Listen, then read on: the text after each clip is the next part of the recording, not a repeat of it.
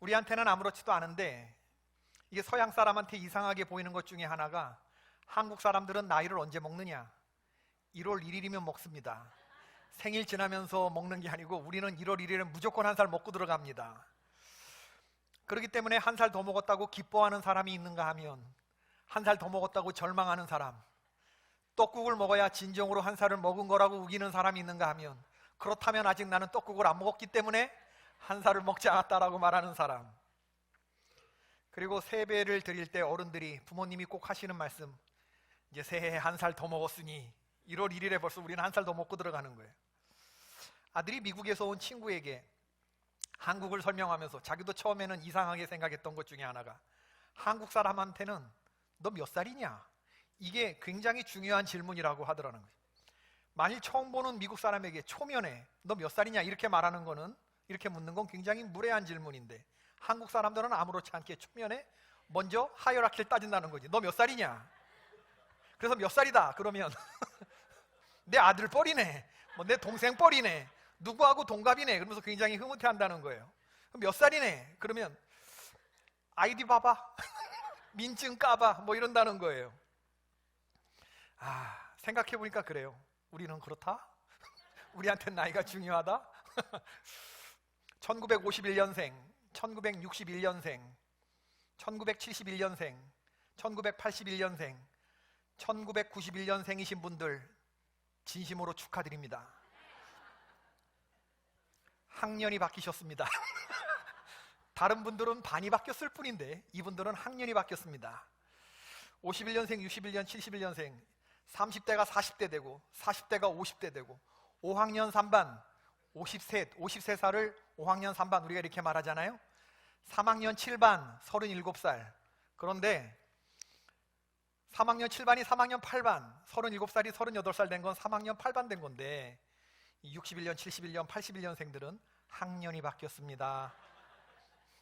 사랑하는 성도 여러분, 한 살 더 먹은 새해 첫 해에 옛날 어른들 입을 벌려 덕담을 하자면, 새해에는 나이값하고 사십시다.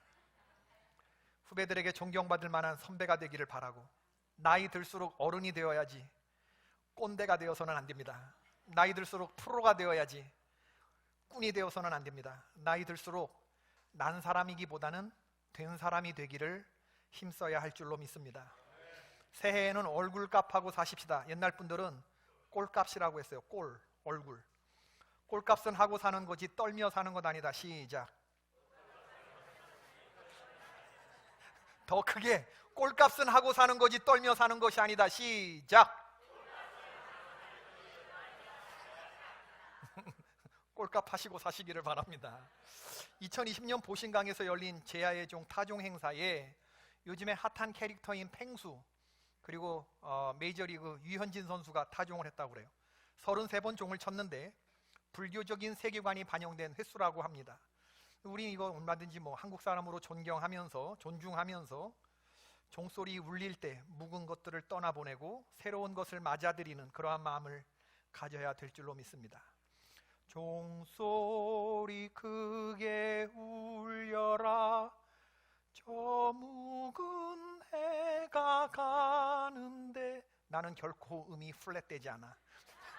옛 것은 올려 보내고 새 것을 맞아 들이자. 브라보!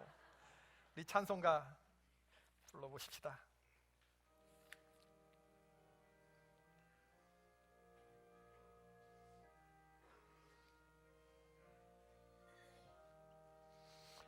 종소리 크게 울려라, 저 묵은 해가 가는데 옛 것은 울려 보내고 새 것을 맞아 들이자. 시기와 분쟁 옛 생각 모두 다 울려보내고 순결한 삶과 새 맘 다 함께 맞아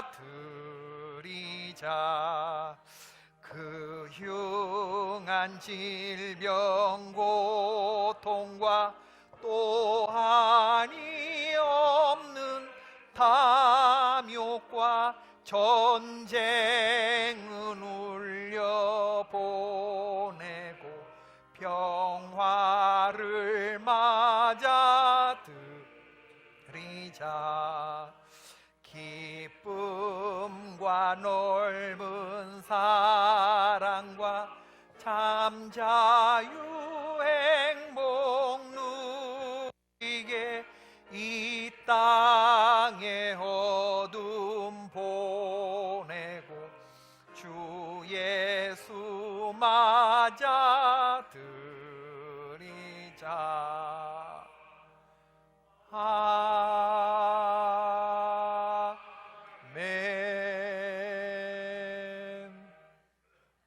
여러분의 심령과 가정 그리고 일터 위에 예수 그리스도의 사랑과 행복, 기쁨과 평안, 은혜와 축복이 넘쳐나기를 주님의 이름으로 축원합니다. 잘하는 신앙생활은 예수님을 그리스도로 믿는 겁니다. 그리스도라고 하는 건 히브리어로 메시아, 헬라어로 그리스도 같은 말인데 기름 부음을 받은 자, 유대인들에게 있어서 이 메시아 그리스도는 엄청난 의미의 존재입니다. 기름 부음을 받는 세 부류의 사람이 왕, 제사장, 선지자인데 예수님 당신은 나의 왕이십니다라고 하는 고백, 예수는 그리스도십니다라고 하는 건 예수님 당신은 나의 인생의 왕이십니다, 나는 주님의 신하입니다라고 하는 고백이 들어있는 거고, 예수님 당신은 나와 하나님 사이를 중재해 주시는 대제사장이십니다라고 하는 고백, 또 하나는 하나님 나라의 말씀을 나에게 들려주시는 주님은 하늘로부터 내려오신 선지자이십니다 라는 의미를 담고 있는 겁니다. 저는 우리 개포교회 성도님들 모두가 오늘 2020년 예수님을 일주일에 한 번씩 손님 찾듯이 찾는 게 아니고 예수님을 우리 삶의 주인으로 24시간 24 hours, 7 days 동행하시는 은혜가 있기를 주님의 이름으로 축원합니다. 예수님 믿으면 그 삶은 거룩한 변화가 일어납니다. 우리들이 잘 아는 로마서 12장 2절의 말씀, 너희는 이 세대를 본받지 말고 오직 마음을 새롭게 함으로 변화를 받아 하나님의 선하시고 기뻐하시고 온전하신 뜻이 무엇인지 분별하도록 하라. 여기 나오는 이 변화라고 하는 영어 단어 change가 아니고 transformation이라는 단어를 썼습니다. 이건 껍데기가 바뀌는 게 아니고 알맹이가 바뀌는 화학적인 변화를 얘기하는 겁니다. 근본적인 변화입니다. 고린도 후서 5장 17절, 그런 중 누구든지 그리스도 안에 있으면 새로운 피조물이다, new creation. 이전 것은 지나갔으니 보라, 새 것이 되었도다. 예수를 그리스도로 믿는 사람에게는 한 사람도 예배 없이 누구든지 새로운 피조물이 되는 줄로 믿습니다. 내 마음의 주인 되었던, 내가 내 인생의 주인 되었던 삶이 없어지고 주님이 왕노릇 하시기 때문에 내 삶을 다스리시는 거죠. 새해에는 우리 남편 진짜 변했어, 아내들이 기쁨으로 저에게 이런 말을 자랑할 수 있게 되기를 바랍니다. 상대가 몰라주는 건 변한 게 아닙니다. 상대방이 나의 변화를 확실히 알아차릴 때 그게 진짜로 변한 겁니다. 홍콩에 가면 롤렉스 시계가 많은데 대부분 거의 진짜입니다. 거의 진짜는 진짜입니까 가짜입니까? 가짜. Almost Christian 진짜입니까 가짜입니까? 가짜. 교회 다니는 사람이 아니라 예수님 믿는 진짜 크리스찬으로 변화되어야 됩니다. 거의 휘발유는 가짜 휘발유, 가짜 휘발유에는 거의 대부분 진짜 휘발유, 전부 진짜가 아니면 가짜인 거죠. 저는 오늘 예수님이 공생애를 시작하시면서 베푸신 첫 번째 기적 이야기, 가나의 혼인잔치에 물로 포도주를 만드신 그 이야기를 묵상하면서 은혜를 나누고자 합니다. 예수님이 하나님의 아들로서 정체성을 가지고 공적인 생애를 시작하는, 이게 예수님의 공생애라고 그러는데 30살서부터 33살까지 3년 동안 그때 제일 첫 번째로 기적을 행하신 것이 바로 오늘 본문입니다. 두세 통 드는 돌항아리 6개, 한 항아리당 115리터 해당하는 항아리 6개가 혼인잔치집 입구에 놓여 있었는데 그 물은 먹는 물이 아니고 허드렛 물이에요. 음식을 먹을 때 손을 쓰는 나라니까 이 손을 씻으라고 허드렛 물인데 이 115리터짜리 두세 통 물 항아리를 전부 다 포도주로 다 만드셨다는 겁니다. 물하고 포도주하고는 화학적인 변화입니다. 완전히 달라지는 존재, 거룩한 변화, 완전한 변화를 주님이 이루셨다는 거예요. 제가 어렸을 때 교회학교 다닐 때 이 본문으로 설교하셨던 전도사님 생각이 나는데 세계 최초로, 성경에 나오는 최초로 무허가 양주업자는? 뭐 이런 질문이 있었어요. 성경에 나와 있는 산부인과 의사가 제일 좋아하는 성경은 에베소서. 뭐 이런 말. 소아과 의사가 제일 좋아하는 성경은 아가서. 뭐 성경에 나오는 여자 이름 들어가 있는 세 권은 룻기, 에스더, 민수기. 예. 제가 어렸을 때 교회 학교 다닐 때 이 본문으로 설교하셨던 전도사님 생각이 나는데, 걱정됩니다. 여러분, 제가 설교를 하다가 이렇게 잠을 좀 주무시지 마시라고 이렇게 웃긴 얘기를 하는데 다른 건 생각 안 나고, 목사님 오늘 그 얘기 재밌었어요.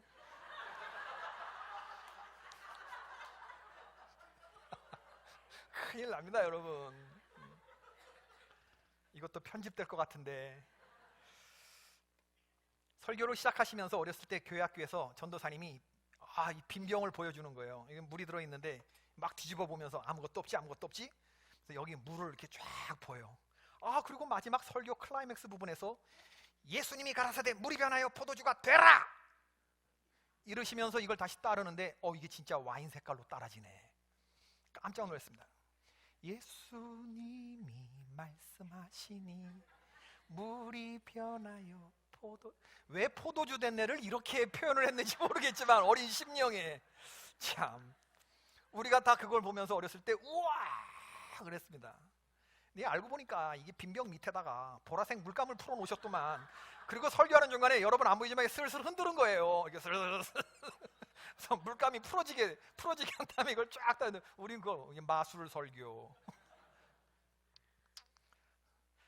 여러분은 성인이시기 때문에 오늘 우리들이 들어야 할, 우리들에게 주시는 하나님의 은혜의 메시지, 저는 오늘 본문에 등장하는 두 사람의 말에 집중하려고 해요. 한 사람은 연회장의 이야기고 또 하나는 마리아의 이야기입니다.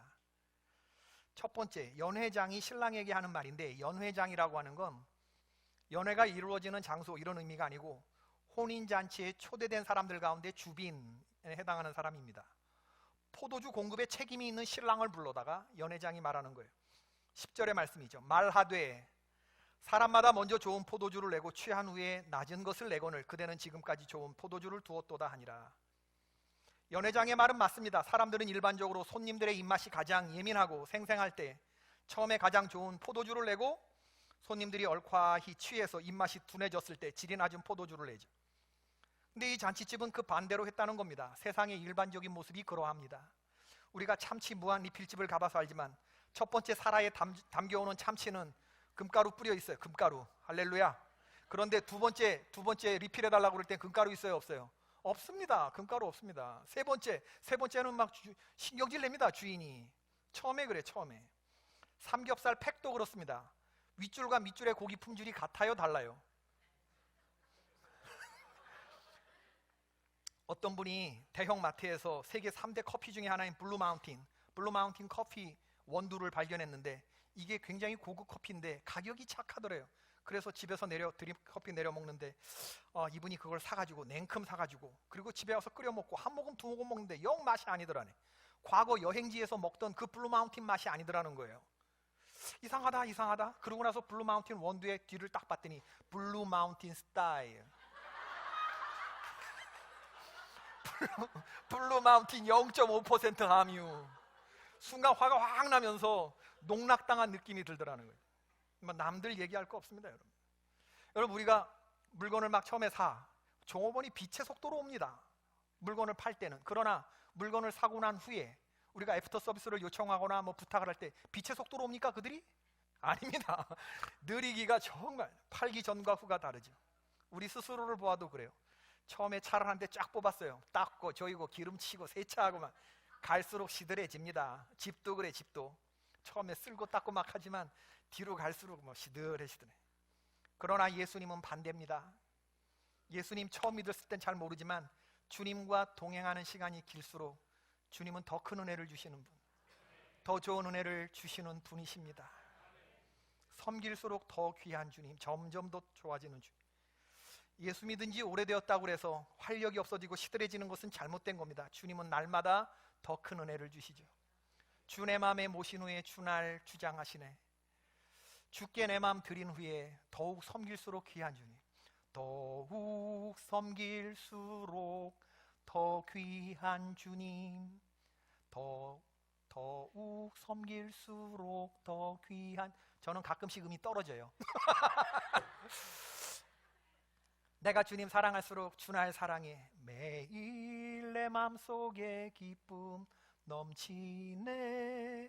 더욱 섬길수록 더 귀한 주님. 여러분, 이 노래를 부를 때마다 우리에게 느껴지는 은혜가 있어요. 여러분과 저는 구약시대 신앙생활 하던 분들보다 훨씬 더 많은 은혜를 누리고 신앙생활하는 사람이에요. 아브라함과 다윗은 예수님 몰랐어요. 우리는 알잖아요. 구약시대 성도들은 약속 아래서 살았지만 우리는 약속의 성취가 이루어진 것을 보고 믿는 사람들입니다. 구약시대 성도들은 율법 아래 살았지만 우리는 은혜 아래 살고 있습니다. 그리고 우리를 위해 십자가 달려 돌아가신 그 성자 예수님이 우리가 영광스러운 날 천국에 입성할 때 우리 눈에서 눈물을 닦아주시고 안아주시고 당신의 장막으로 들여주실 것을 우리가 믿는, 그러므로 우리에게 있어서 최고로 좋은 날은 아직 오지 않았다. 아멘이십니까? 날이 가면 갈수록 주님이 주시는 은혜가 더 커요. 사람들은 세상이 점점 더 좋아진다고 말합니다. 자동차가 도로 위로만 다니는 게 아니고 하늘길로도 가고 바닷길로도 갈 거라고 그래요.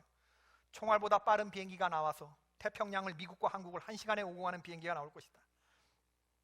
그러면 우리 앞에 유토피아가 펼쳐지는 겁니까? 세상 것은 처음에 좋아 보이지만 나중에는 시들해지는데 갈수록 유토피아 되는 게 아니고 디스토피아 됩니다. 디스토피아. 여러분 생각해 보세요. 점점 세상이 편리해지는지는 모르겠지만 갈수록 세상이 낙원이 된다고 생각하세요? 아니면 점점 사람이 짐승처럼 변한다고 생각하세요? 그저께 나오는 뉴스에 또 마음이 아픈데, 남자 셋이 사람 하나 죽을 때 20대 청년 셋이서 20대 청년 하나를 때렸는데 맞고 죽었어요. 근데 이 때린 세 사람 가해자들이 전부 다 태권도 유단자들이었습니다. 하나는 국가대표 상비군까지 올라갔던 태권도 대회에서 1등 했던 전력이 있는 그런 사람이래요. 여러분, 철학 없는 기술은 삼류입니다. 철학 없는 무사의 칼이 백정의 칼과 다를 바가 뭐가 있겠습니까? 싼 칼일수록 칼집이 없지만 칼이 비싸고 보검일수록 칼집이 좋아야 하는 건데, 무술 유단자들이 무림 하오베들처럼 함부로 칼을 뽑아들고 설치다가 남도 상하게 하고 자기도 지금 쪽박치는 인생으로 그렇게 가게 생겼어요. 20대의 인생 끝나는 삶을 살았다 그 말입니다. 문명은 발달되는지 모르지만 사람의 인간성과 도덕성이 모든 면에서 퇴보하는 측면이 있는 것 같아요. 단언하건대 세상에는 구원이 없습니다. 구원은 오직 예수 그리스도 앞에만 가능한 줄로 믿습니다. 단언하건대 세상에 구원은 없습니다. 우리 주님은 뒤로 갈수록 날마다 새로운 은혜를 주셔요. 10대, 20대에 결혼하기 전에 읽은 성경도 좋지만 결혼하고 난 후에 30대, 40대에 읽는 성경이 또 달라요. 자녀가 없었을 때 읽는 성경과 자녀가 있었을 때 읽는 성경이 또 다르고 손주를 봤을 때 읽는 성경이 또 다릅니다. 여러분, 날마다 새로운 은혜가. 그렇기 때문에 학년이 바뀌신 분들 너무 침울해하지 마시고 하나님 주신 은혜가 있습니다. 40대에 경험하지 못한 큰 은혜가 50대에 경험될지어다. 50대에 경험되지 못한 은혜가 환갑지나고 60대에 경험될지어다. 아멘, 아멘입니다. 여러분, 미리 예비한 하나님의 은혜가 있어요. 그 나이가 주는 깨달음, 그 나이에 올라서 봤을 때 그 나이에 가야만 보이고 느껴지는 것이 있죠. 귀로만 듣던 하나님, 우리가 거기 가봐야 눈으로 뵙게 되는 경지가 있는 겁니다. 바울 사도의 기도가 뭐냐면 에베소서 3장 14절, 주님, 이러므로 내가 하늘과 땅에 있는 각 족속에게 이름을 주신 하나님 아버지에게 무릎을 꿇고 비는데 그의 영광의 풍성함을 따라 그 성도들의 심령이 속사람이 강건해지기를 바란다. 이런 기도고, 또 하나는 지식에 넘치는 그리스도의 사랑을 알아 주님의 사랑의 너비와 길이와 높이와 깊이가 어떠함을 깨달아 하나님의 모든 충만하신 것으로 너희에게 충만하게 하시기를 원하노라. 바울은 우리 예수님이 우리가 구하거나 생각하는 모든 것에 더 넘치도록 능히 채워주시는 분이라고 고백합니다. 아멘이십니까? 갈수록 풍성하고 충만한 하나님의 은혜가 있어요. 이걸 기대하시는 한 해가 되기를 바랍니다. 주님은 갈수록 좋은 것을 주신다. 처음에 좋은 거 주시고 나중에 더 좋은 거 주시고 그리고 더 좋은 거 주시는 그 주님이시다. 두 번째로 우리가 오늘 본문에서 주목해 봐야 할 사람은 마리아의 말인데, 본문 1절과 2절을 보면 갈릴리 가나에 혼례가 있어 예수님의 어머니도 계시고 예수님과 그의 제자들도 이미 있었어요. 혼례의 청함을 받았다고 했습니다. 성경 66권을 정경, 캐논이라고 말하는데, 이 정경 외에 성경이 될 뻔한 그런 성경, 우리가 외경이라고 말합니다. 외경에 의하면 이 잔치는 예수님의 어머니 마리아의 동생 살로메의 집이었고 신랑은 사도 요한이었다고 전해집니다. 아무튼 예수님과 매우 가까운 집의 잔치였음을 알 수 있고, 유대나라 사람들의 잔치는 혼인이 수요일에 이루어지고, 그리고 혼인 전에 잔치를 먼저 하는데, 잔치에 있어서 제일 중요하게 준비되어야 할 음식이 포도주거든요. 신랑 측이 혼주로서 부족함이 없도록 포도주를 준비하는데, 그래서 포도주가 모자라는 일이 없는데, 아마 예고 없이 많은 손님이 들이닥쳤거나 아니면 손님들이 너무 일찍 많이 마셨거나 주인은 면목을 잃어버리게 생겼어요. 마리아가 포도주를 대접하는 일을 맡았었던 것 같습니다. 근데 마리아가 포도주가 떨어진 걸 가지고 왜 예수님께 찾아갔는지 모르겠어요. 예수님이 아직도 공생의 사역을 시작하기 전이거든요. 아무도 예수님의 신분과 실체를 모릅니다. 그런데 왜 마리아가 예수님을 찾아갔을까? 마리아가 포도주가 떨어진 사실을 아들 예수에게 말했을 때 예수님의 대답이 이랬습니다. 4절, 예수께서 이르시되 여자여 나와 무슨 상관이 있나이까? 내 때가 아직 이르지 아니하였나이다. 승낙입니까? 거절입니까? 거절. 오늘 본문에서 예수님이 어머니에게 여자여, 여기서 우리가 가슴이 이렇게 굉장히 당혹스러워지고 당황스러워져요. 어머니한테 어떤 불효자가 여자여 이렇게 말하는, 그럴 필요 하나도 없습니다. 뭐 걸려 넘어질 필요 없어요. 점잖고 정숙한 여성을 향해서 존경의 의미를 담아서 부르는 당시의 일반적인 호칭이 여자였는데, 우리말로 번역될 게 없어서 여자여 이렇게 됐던 거니까 예수님이 무례하다 이렇게 생각하실 필요 전혀 없다네요. 내 때가 아직 이르지 않았다라고 하는 말은 세상 앞에 메시아성을 드러낼 때가 아직 안 되었다 그 얘기입니다. 그런데 그 다음에 마리아가 하는 말이 중요해요. 마리아가 한 말, 5절의 말씀입니다. 그의 어머니가 하인들에게 이르되 너희에게 무슨 말을 하시든지 그대로 하라. 너희에게 무슨 말씀을 하시든지 그대로 하라. 마리아는 다음에 무슨 일이 일어날지 예측하고 있습니다. 예수님이 어떤 행동을 하실지를 느끼고 있어요. 마리아의 말과 행동을 보자면 굉장히 적극적입니다. 예수님에게 다가갔을 뿐만 아니라 문제를 가지고 나가서 예수님 해결하시도록 밀어붙였을 뿐만 아니라 종들에게 지시까지 합니다. 너희에게 무슨 말을 하시든지 그대로 하라. 그것은 나도 그럴 준비가 되어 있다라고 하는 것을 전제한 말씀이죠. 마리아는 무슨 일이 벌어질지 이미 예측하고 있어요. 예수님에 대해서 많은 것을 알고 있습니다. 갑자기 일어난 뚱딴지 같은 반응이 아닙니다. 저는 이 대목에서 마리아의 믿음과 영성이 실로 대단하다고 생각되는 거예요. 성령으로 잉태되었음을 천사 가브리엘로 듣는 순간부터 죽음을 각오한 믿음과 순종은 30년이 지나도 여전히 빛을 발하지 않고 있습니다. 아들 예수와 30년 동안 사적인 삶을 살아왔던, 하나님의 아들을 품고 낳고 30년 길었던 그 예수님과 마리아 사이에서 마리아가 얻는 영적인 민감성이 있는 거예요. 마리아의 오늘 본문에서의 행동은 예수님의 영광을 드러낼 때가 되었다는 걸 아는 거죠. 마리아의 행동을 보자면 이것은 마가다락방에 120명이 보였던 반응과 내용적으로 똑같은 반응입니다. 뭔가 거대한 역사가 일어나기 전에 그것을 감지한 사람들, 그 역사의 한복판에서 주동하는 사람들은 평범한 사람들과 다른 행동들을 해요. 다른 것을 봅니다. 다른 것을 준비하고 다른 확신이 있고 그들에게는 다른 느낌이 있죠. 마리아는 포도주가 떨어지자마자 예수님에게로 갔어요. 마리아의 관점은, 다른 사람들은 이제 앞으로 어떤 일이 일어날지 몰라요. 포도주가 떨어지면 어떤 일이 일어날지 몰라. 많은 대중들은, 연회장은 이제 큰일 떨어진 것을 아는 하인들은 어쩔 줄 몰라 하겠죠. 마리아는 똑같은 환경 속에 있었지만 포도주를 공급할 수 있느냐 없느냐가 이게 문제가 아니고, 더 중요한 건 아들이 메시아로서 이제 드러낼 때가 되었느냐 아니냐, 이거 직감한 거죠. 그리고 드러낼 때가 되었다고 판단한 것입니다. 포도주가 있고 없고가 중요한 게 아니고 아들의 메시아성을 드러낼 때가 되었다라고 판단한 것이고, 그대로 될 것이다. 마리아의 예측대로 예수님은 물이 포도주가 되는 역사를 일으키시면서 당신의 때가 되지 않았다고 말씀하시면서 당신의 때가 되었음을 행동으로 보여주셨습니다. 기적의 현장에는 기적의 원인 제공자가 있습니다. 우리는 마리아의 영적인 민감성과 그의 믿음의 말을 볼 수 있어야 돼요.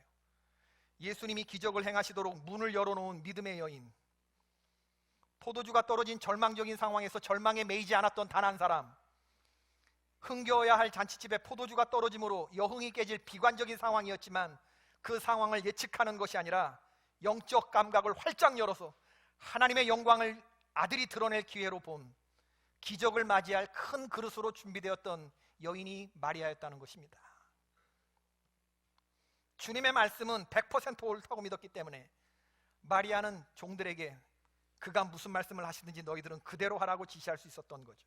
이걸 무엇라 한다? 하나님에 대한 절대 믿음이라 한다. 그리고 예수 그리스도를 향한 무한 신뢰라 한다. 하나님이 붙들고 일하시고 기적을 일으키는 사람은 하나님을 절대적으로 신뢰하고 무한히 믿는 이 믿음의 소유자들을 붙잡고 일하시는 거죠. 여러분, 오늘 주어진 상황을 보자 그러면 인간적인 상황으로는 참 절망인데 영의 눈을 뜨고 보면 전혀 다른 세상이 보이는 거죠. 아무리 절망적인 상황이라도 그게 위기로 보이는 것이 아니고 기적을 이루는 시작이 되는 겁니다. 세상에는 세 종류의 사람이 어울려 살아간대요. 역사를 일으키고 주도하는 사람, 그 역사에 끌려가는 사람, 그 역사가 뭔지 눈치도 못 채는 사람. 영적인 역사를 바라보는 사람, 마리아가 어떻게 그럴 수 있었을까? 답은 간단합니다. 마리아는 이 세상에 살면서 하나님의 음성을 듣는 여인이었기 때문에 그렇습니다. 하나님의 때를 아는 거예요. 여러분. 저는 올 한 해 기도의 자리에서 하나님의 음성을 많이 들으시는 그런 우리 성도님들 되기를 주님의 이름으로 축복합니다. 올 한 해 많이 하나님 앞에 아뢰기보다는 긴 교제 시간을 가지시면서 주님의 음성을 많이 들으시기를 바라요. 마리아 같은 믿음을 하나님이 허락해 주실 줄로 믿습니다. 사무엘 3장에 보면 어린 사무엘이 성전에서 하나님의 음성을 듣는데 사무엘이 음성을 들었을 때 사사시대의 상황이 어땠는지가 언급돼요. 사사기에 3번 나오는 얘기인데, 아이 사무엘이 엘리 앞에서 여호와를 섬길 때에 여호와의 말씀이 희귀하여 이상이 흔히 보이지 않았더라. 사무엘이 하나님의 음성을 들을 때 다른 사람들은 하나님의 음성을 못 들었다, 그 얘기를 하는 겁니다. 엘리 제사장과 사무엘이 똑같이 하나님의 궤가 있는 성전에 누웠어요. 그런데 하나님의 음성은 엘리에게 들리지 않고 사무엘에게만 들렸습니다. 사무엘을 하나님이 3번 부르시는데 이 음성이 얼마나 사람이 부르는 소리처럼 들렸으면 어린 사무엘이 엘리에게 가서 저 부르셨냐고. 영적으로 둔감해 있었지만 직업적으로 이미 무장된 엘리는 하나님이 사무엘을 부르신다는 걸 알았어요. 그래서 하나님이 다시 한번 너를 부르시거든 여호와여 말씀하옵소서 주의 종이 듣겠나이다 라고 대답하거라. 그리고 그 다음 대목, 하나님이 사무엘아 사무엘아 여호와여 말씀하옵소서 주의 종이 듣겠나이다. 신명기 6장 이스라엘의 어린이들의 교육, 이스라엘아 들으라, 쉐마. 듣는 게 너무너무 중요합니다. 여러분, 하나님의 음성을 들어야 우리가 세상을 주도하는 사람이 될 수 있기 때문에. 하나님이 사무엘을 부르시고 그리고 기어이 듣게 하신 말씀이 뭐냐 하면, 내가 그의 집을 영원토록 심판하겠다고 그에게 말한 것은 그가 아는 죄악 때문이니 이는 그가 자기 아들들이 저주를 자청하되 금하지 아니하였음이니라. 그러므로 내가 엘리의 집에 대하여 맹세하기를 엘리 집의 죄악은 제물로나 예물로나 영원히 속죄함을 받지 못하리라 하였노라 하셨더라. 사무엘상 3장 13절 14절의 말씀인데 생각해 보세요. 여러분, 사무엘의 엄마는 한나고 한나는 이미 서원을 해서 사무엘을 실로의 성소에 어릴 때부터 바쳤어요. 사무엘이 엘가나를 아버지로 섬긴 게 아니라 엘리 제사장을 아버지처럼 섬기면서 실로에서 담임 목사님을 아버지처럼 섬기면서 교회에서 자란 애가 이 사무엘이거든요. 엘리 제사장의 아들들 홈니와 비나스 형하고는 같이 장난하고 놀았을 그 형들의 동생인데, 가족이나 다름없는 엘리 제사장과 홈니와 비나스에 하나님이 사무엘 그 어린애의 귀에 들려주신 말씀이 뭐냐면, 형들이 저주를 자청하는 행동을 한다는 거예요. 아버지가 그런 아들들을 금하지 않았다는 겁니다.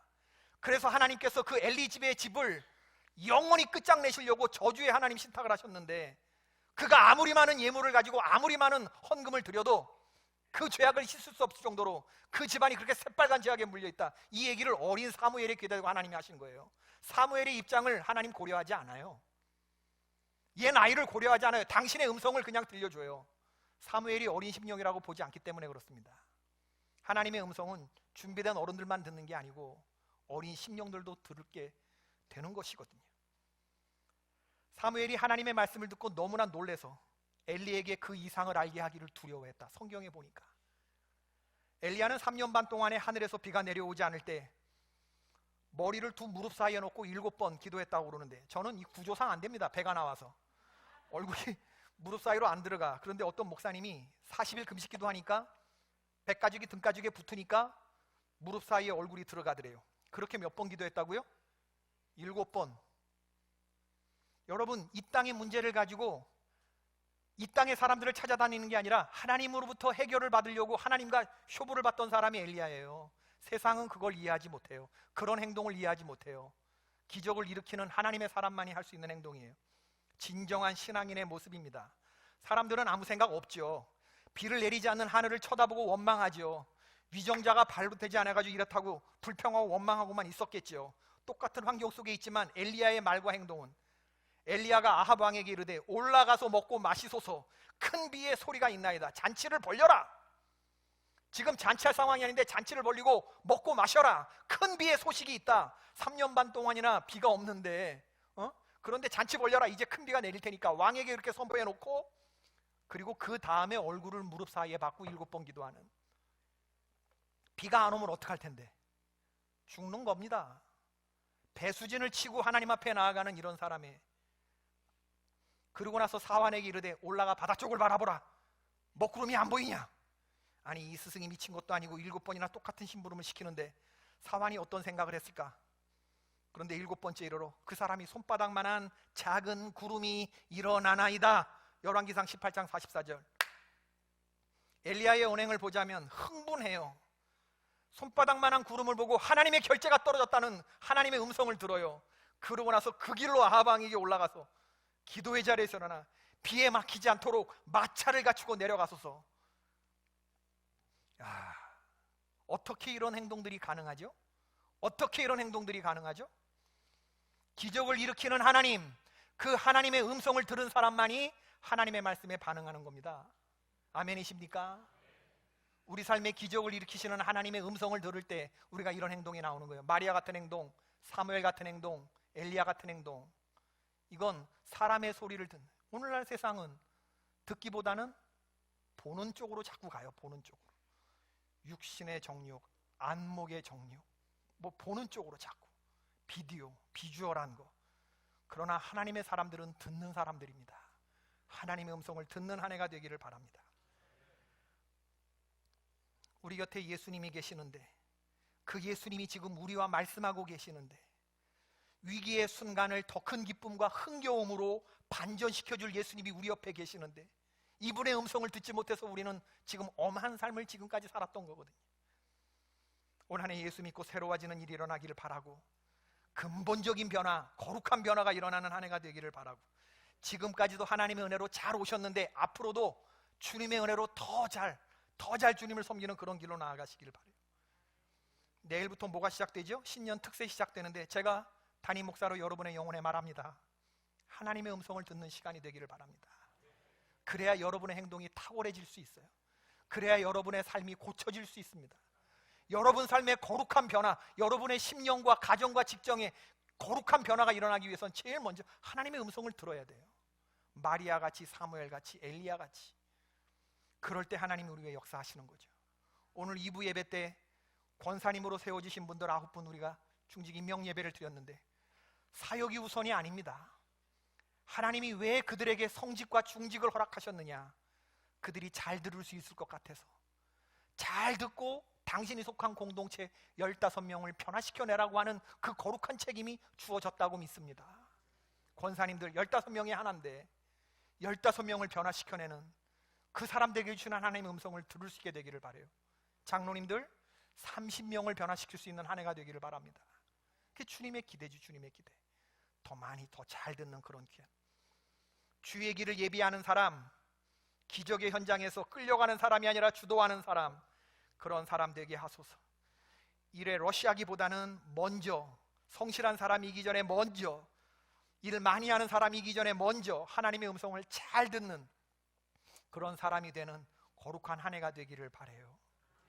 이제는 우리 주 예수 그리스도의 은혜와 하나님 아버지의 지극하신 사랑과 성령의 감화하시고 감동하시고 교통하심이 거룩한 변화를 소망하며 새로운 한 해 신년 첫 주일을 드리며 얻어지는 주님의 귀한 아들, 딸들, 권속들에게 지금부터 영원까지 함께 하시기를 간절히 간절히 축원하옵나이다. 아멘.